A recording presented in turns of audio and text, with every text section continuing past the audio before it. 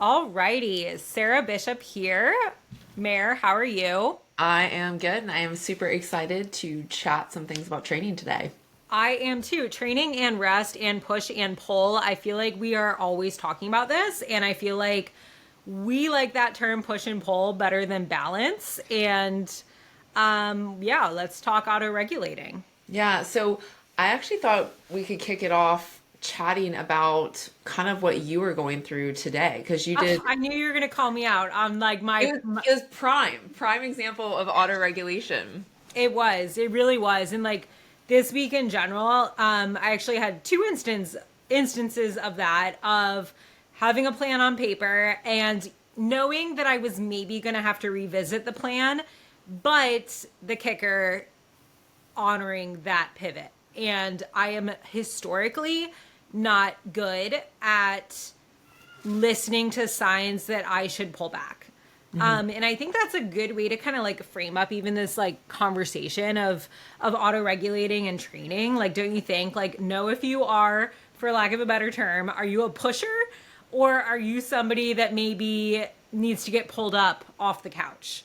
Absolutely. I was gonna say get pushed. Are you a pusher or are you somebody who needs to get pushed? And Yeah, I need to get pushed on the couch. yeah, I know and you're the same. yeah, I need to get pushed on the couch. I also, once on the couch, I need to be okay with it because, as you and I both know, there's a big difference in taking the time and fighting against it the entire time, only to come out the other side and be like, damn, I wish I had just allowed myself to be in that moment and been okay with it. But this is the thing that I've come to realize.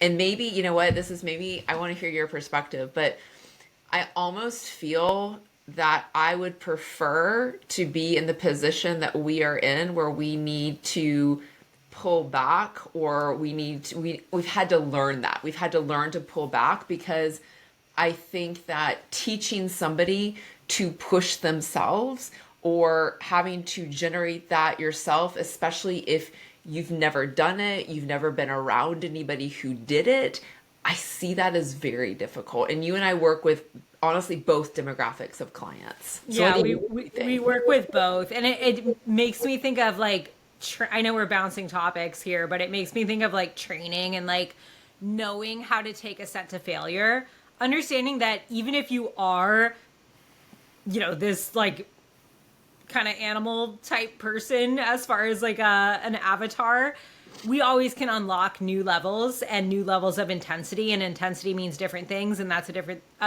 topic maybe for another episode.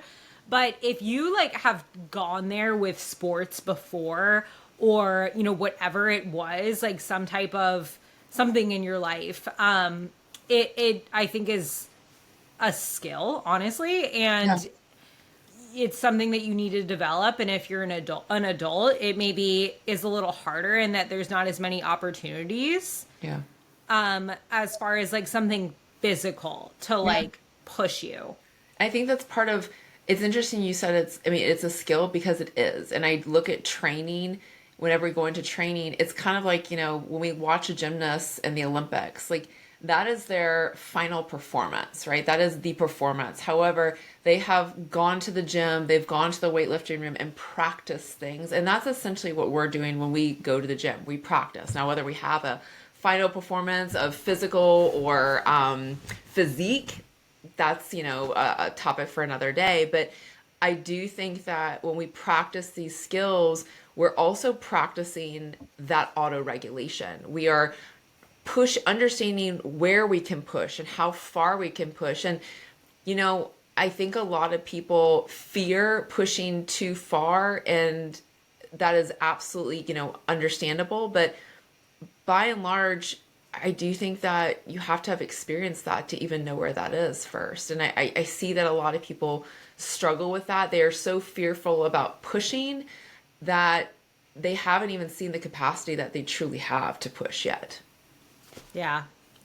Damn. Well, how do we start this conversation then? Do I go back to what I was saying, or should we? Yeah, Okay, let's do so that. let's because I have a good example with that one with some clients for sure, and I know you do too. But I'll just share a little bit briefly. So I started getting into running again back in August of 2024 after bodybuilding show, right?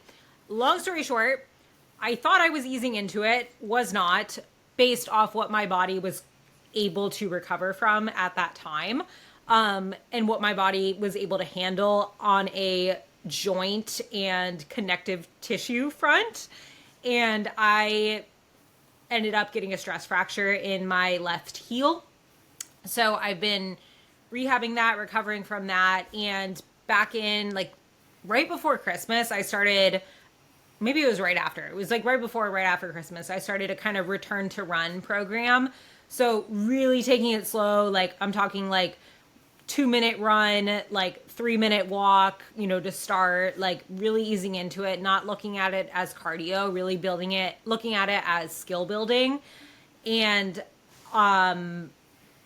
getting my body used to like that load again. And again, like I'd been doing plyos and all this stuff to kind of get ready for that. But long story short, here we are. Today is Feb 1st. And this last week I had progressed up to a 5-minute run, 1-minute walk as far as those run walk intervals go. And today in particular, I had on my calendar to go and do a run. It was going to be another 5-minute run, 1-minute walk, but I had a stressful week, was out of my routine, out of my environment. And my body just feels tight today. So I was like, okay, I'm going to just drop that down a little bit and do like 4-minute and then like 1.5 walk. And anyway, started getting out there, did my warm up like a good girl, did all my priming stuff. Cause honestly, like I've been slacking on that for some of these runs.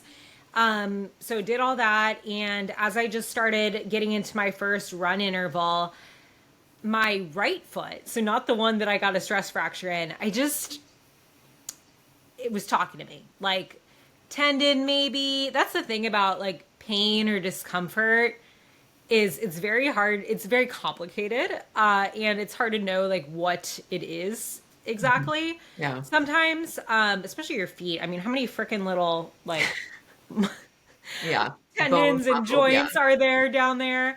But anyway, so I was like, okay, I stopped at 2 minutes, started to walk again. Guess who's in my head? Just the wheels are a spinning. What do I do? What do I do? Okay, do another 2-minute run. I'm like, Sarah, don't be a freaking idiot. Actually, this is our show. Don't be a fucking idiot. Like, don't do this, because last time, you know, that day you got that stress fracture, or, you know, the day that it was your last run, your knee was talking to you and you ran through it and the pain warmed up and went away. And he ended up with a stress fracture. And I have so many examples of that, of Sarah was like, meh, it's okay, body. We'll modify, we'll adjust, like, you'll warm up, we'll take it easy. And today, I did not do that. And that was a big W for me. And there is a part of me that is like, that was a big L. This week was a big L on your run. But I'm like, no, I'm choosing right now in this moment to say it was a big W, because that's behavior change. Yeah. Right. Learning, like you can learn all the things. And Mare and I, we're so freaking big on education, and we're always putting out information and information and information. But if you don't take it, if I don't take it and actually change my life with it, I'm not learning. And ultimately I'm wasting my time. Yeah. So yeah, so stay tuned. But you know, it is very hard for me to pivot plans like that. And I had another day this week where I was on the fence if I was going to train or not. This was on Thursday. And I ended up not training. My nervous system felt like I was flying at 30,000 feet. I was out of my environment, and I was like, today would be a shitty training session if I even went. And I think that's like, for me, that was a big help in my journey with all this, you know, as far as like when to push through and whatnot. And again, like you have to know yourself and know what kind of person you are. But that's what I always tell my clients is like, girl, like you're sick, you're sore, like you're stressed because there's 5 bajillion things going on in your life. Are you really going to have a great training session today? Sometimes you do. Sometimes you do. Like sometimes those are some of your best sessions. But I think when you really know yourself, and again, it takes trial and error, it takes falling on your freaking face so many times, Yeah. you figure it out and you learn that, like, hey, it's better to pivot the plan. Yeah, and I think that this actually is a really kind of like applicable. So you say a statement that I love, and I'm going to say it, and people are like, well, that doesn't really make sense here, but it really does. So you always say, don't miss twice. And I think that in this case, that is still applicable because it comes from that scarcity mindset versus abundance. And in the moment, and I can just maybe again, I'm projecting because I know what I would do. It's like in the moment when you're in that run and you're, feeling that pain and that ick, it's like you have this internal fight with yourself of, am I am I just giving in and giving up, knowing full well the type of human beings that we are? We know we're not that, those people. We know that we are pushers. And then that's when we have that other dialogue of, hey, nope, we need to do what's best for us in the moment right now, this very moment. And this is where maybe doing a pullback now is going to launch us forward later. And this is where that don't miss twice comes in, because it's not as if by you in that moment saying, hey, right now, my body is whispering to me in a very potent way. And I either listen now to where later on, I won't actually have to miss everything. I'm not going to be completely on my ass. I'm not going to, be 10 steps back. Instead, I have the opportunity to make a choice and take control. And most people in that moment, when you're in pain and things aren't going to plan, you feel out of control. And that's the problem, is we feel out of control and that feels like fucking shit. None of us like that, but it's typically that moment of being out of control. And I truly think by one, having the experience and having that body awareness to auto regulate and say, you know what? It's not that I'm quitting. It's not that I suck. It's not that I'm a slacker. I know what I put in on the day-to-day basis. However, I know that pushing through is absolutely going to make me fall back. So here in the moment, I'm going to, like you said, auto-regulate, listen to my body so that I can push through later. And that's where that like don't miss twice comes in, because you're not going to miss again. And you didn't miss now, but you really learned through this moment of your power of how you can take control of that moment. And that's a win. Like that's an absolute W. And it helps you, yeah, like you said, you reclaim that control. Yeah. And I think that's where my fellow control freaks, and we love our routines, like that's where we miss the mark sometimes, is realizing what your discipline is and ways that you can have a healthy level of control, and realizing when the thing that you are trying to control is leaving you completely and utterly out of control. Yeah, absolutely. So it's like this is the moment where I think that you have that control to go forward. And again, because you've had so much life experience and you have had these moments, you can auto-regulate. You can feel what's going on, and you know the effort that you put in on a daily basis. So I think like that's where a lot of people who are uncertain miss the mark. And this is why, like, you've had those conversations with your clients, because when a client hires us, they're hiring us to be that voice of reason, to be the outsider looking in that truly has their best interest at heart. It's always not easy to hear what that best interest is. And I think that a lot of people kind of fight through that. But the ones who kind of take a moment to reflect, say, you know what? My coach doesn't want me to quit. My coach doesn't want me to never run again. They're just like, hey, listen, we need to pivot so that you can truly propel forward. 100%. What is your experience helping people who need to get pulled off the couch? I honestly think that's probably the hardest one, because I think that, not I think, it typically involves a lot more tough love than anything. I think it can come across as pretty harsh, because you're like, hey, listen, like, I know you can do this. I believe in you. I need you to believe in yourself. And something I've talked to several clients about is we always talk about shifting the narrative, changing the narrative. And I say, is this your default strategy?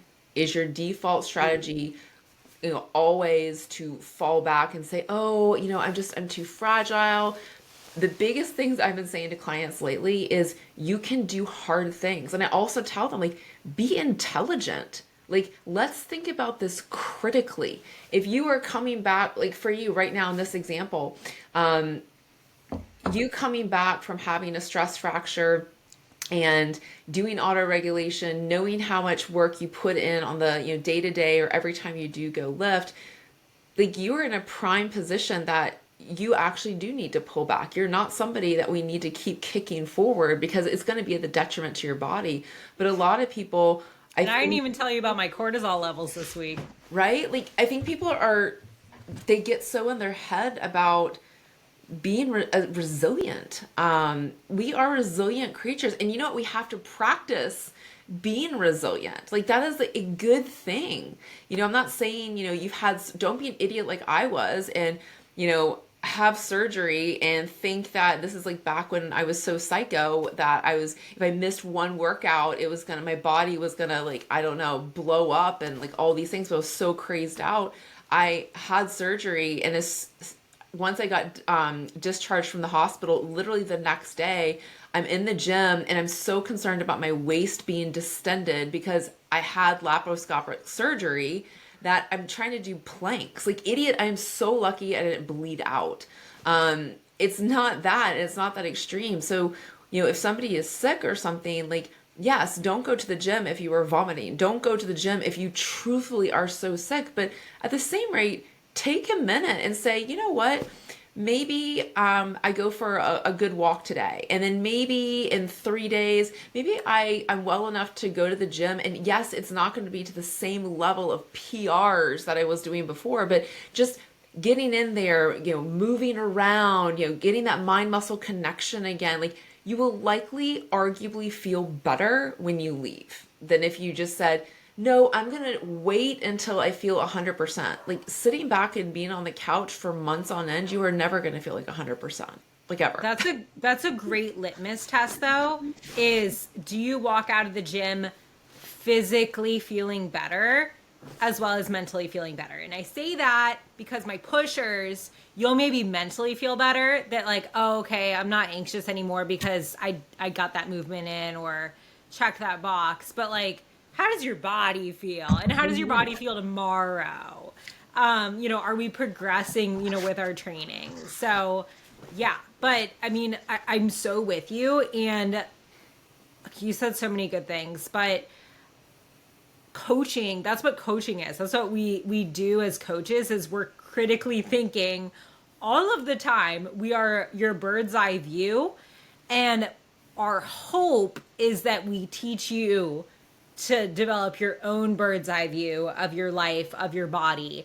And, like I did, this last week, like, I'm looking at all of the pieces. I'm not just like, how do I feel on February 1st, at, 9 a.m. or whatever. I'm thinking about what else happened in the last 24 hours, in the last 48 hours, in the last week, in the last 6 months.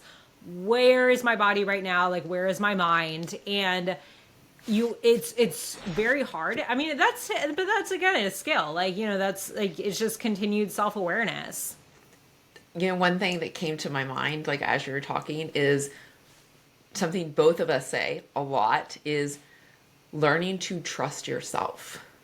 Like, oh, it's scary.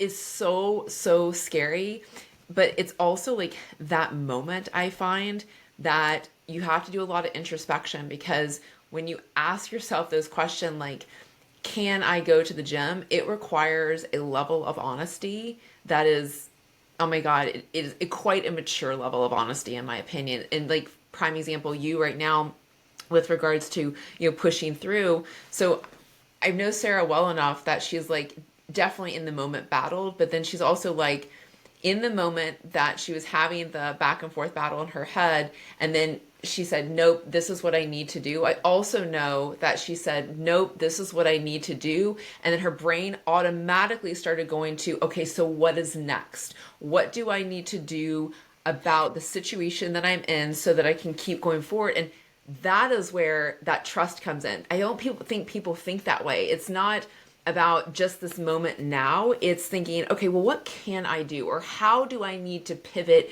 based on the situation that I'm in right now? For a lot of people, it's either I can do something or I can't do something. It's very white and black. But you only like trust yourself to pivot and make that next right move, like by doing it and like and showing up. And I mean, one thing that I like to tell, I mean, a lot of people, like no matter which kind of default you are, but you just have to be honest with it is the thing. But go, like, let's just use training for an example. You know, you're not sure, like maybe your period's coming tomorrow, like maybe like we're just feeling achy, sleep was like okay last night, but you know, it's a planned, you know, leg day. What do we do? So I could have said upper body. And I'm like, oh God. So what do we do, right? Like a lot of time, like what I tell people, get curious. It's okay to go to the gym and feel it out. Yeah. Especially if it was already on your calendar. That is like the real kicker, is like sometimes I'll say like, okay, if you're traveling or, you know, it's not convenient to get to the gym or there's a snowstorm or like your kids need you, like don't like go to the gym. But if it was already on your calendar, you already had the day planned to go to the gym, go to the gym. Let's say you normally have 3 working sets for everything, just to make it easy. The plan is to go in, do a warm-up, your normal warm-up routine, start loading up that squat bar, you know, that barbell, do your first warm-up set, see how it feels. You're only going to do 2 sets. That's the deal. You're not going to do all 3 working sets. You're only going to do 2 working sets. You're going to adjust the weight on the bar, not based off what last week, but you're going to adjust that first working set based off what you feel you can handle for that 10 rep set. And then you're going to see how it feels. Then you're going to do the same for your second set. And then from there, you decide, okay, I'm going to continue the rest of this lift. I'm going to go do 2 sets of everything else with this same, you know, approach. Or maybe you decide, oh, I feel really good. I'm going to go for that 3rd set. Or maybe you're like, fucking A. Like, I hurt. Like, this is bad. Like, then you go and you do some stretching, you sit in the sauna, you do a little walking, and you call it a day. And oh my God, those are all great options. Like, I mean, those are all great options depending on how you're feeling. And if you're worried about choosing wrong, it's okay if you choose wrong. Because what did we just say? Don't miss twice. The next time you learn from that experience and you're like, okay, like last time I maybe went to the sauna too soon. And I think I probably had a little bit more and there was that voice in my head that said I did. Or maybe you did that 3rd set of squats and now your adductor's sore for a week. And you're like, oh, okay, well, yeah. So yeah, I think that's a good option. Absolutely. Like, absolutely. There's some things that you said that I don't know if other people picked up on, but I wrote down is the difference between emotionally versus physically. I think like that's like a really big feedback as far as, you know, should I go to the gym? Especially if you're thinking about it. And obviously if this is down to this is not a injury situation, but whether you feel like it emotionally or you are physically like feeling run down. And, you know, you said to, you know, still go. And by still going, regardless of what happens after you walk through that door, that right there is that confidence that I mentioned earlier. Mm-hmm. Because just by going and just by being willing to fuck around and find out, you are fulfilling your commitment to yourself. And by fulfilling a commitment to yourself, you're building your confidence. And that is going to launch you forward. Small story, there has been so many times that I have gotten to the gym and I get giddy. Like the night before, I'm a little psycho. The night before I train, I get really excited, which doesn't really help my sleep any. But anyway, I get really excited. Probably should just start training at night. But I get really excited. And there has absolutely been multiple times that a deload, because we do not pre-plan deloads. That's just not something that I do for myself. I don't do that for my clients unless, again, there's a trip or something, tangent I won't go down. But I've gotten to the gym, and in my brain and in my heart and soul, I was like so hyped that something's going to happen. And there has been times where, for those who don't know, I train with Paul O'Need, and I'm having the most epic warm up, like just shit's moving and going. And then I start my first work. I start tapering up to a working set with those warm up sets. Shit's not going so well. It is going very bad. And I have been so stubborn where I'm like, nope, I can do it. And he's like, sure, by all means, let her rip. And it has never, ever failed that I will get one rep. And I literally, that's all I can do. My body's like, nope. And I look over and we're like, it's a deload. And so the rest of the session, a lot of people would get pissed. A lot of people are like, oh, a deload, I'm just going to go in here and just move some weights around. Might as well not even go. And actually, my deloads, I enjoy them so much. Number one, I'm sore as shit after them, probably because we do drop the load down and we are working through longer tension, improving my range. We do a lot of tempo work, which is just like horribly amazing. And it's a really good session. It's more of a mental session than I would say like that physical fight, but it's still a physical fight. But you need both. You need both. And 100%. And kudos to you, because that is almost more frustrating than like going into the gym and feeling like shit and it being like crappy. Like that is like, and like I've totally been there too, or you're like overhyped. Like you're like too much caffeine, too much, life stress, too much stimulation. And like you go there and it's just like everything is falling apart. And I'll have clients like ask me that, like, is it normal that last week I was able to do 60 pounds and this week I can barely get, 40 for one? Yes. And I'm like, yeah, girl, it's normal. It happens. Like, absolutely. What happened last night? Oh yeah, my kid didn't sleep and, was sick. Or, I look back and I'm like, I think your period's coming, in 2 days. And I for me, like the day before my cycle starts or the day of, usually the day before, like shit.